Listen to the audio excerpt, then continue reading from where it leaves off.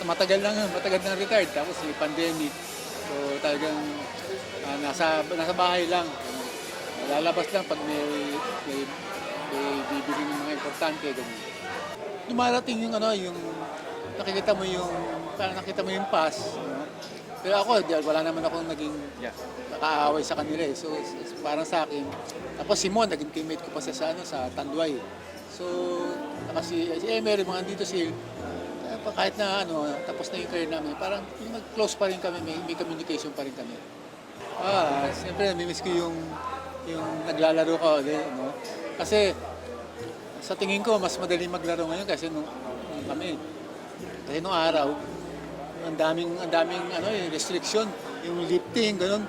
Ngayon, pwede ka nang mag-lift ng bola, makakapunta ka na, pwede ka nang mag-jump ng 2 jump. So sabi ko, mas madali maglaro ngayon, kung tayo kami maglalaro ngayon, mas madali maglaro ngayon. Kasi nung time namin, may iba kanya-kanyang role yun eh. Pero ngayon, dahil sa NBA, di ba?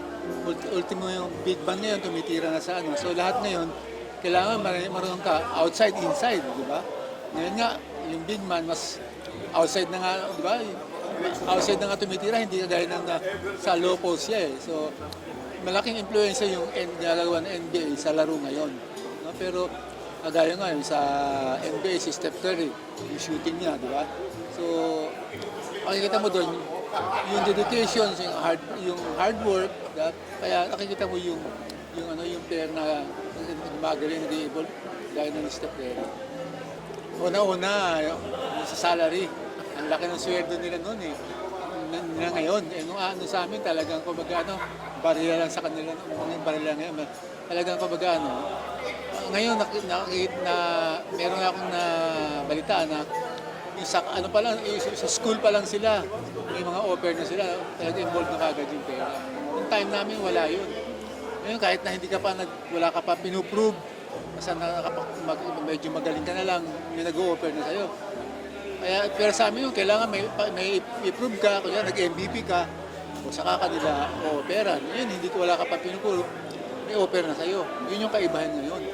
Sabi ko nga dahil isang kaibigan ko, may anak siya, na player ngayon. Dati maliit pa yung tinuturo, nag-advise din ako doon.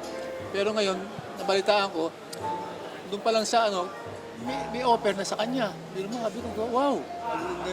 Nagulat ako. Ang laki ng kaibahan. Iba kasi marami akong, wala akong nakikita iba kasi iba yung ko eh. Ngayon, ang ina-admire ko ngayon sa naglaro ngayon. Yung Pilipino, si Scotty.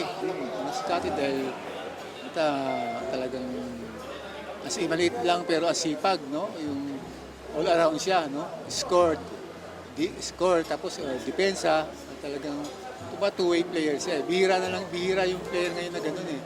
So yun, si Scotty, at yung ibang player pa dyan, hindi ko nakakilala kasi iba eh.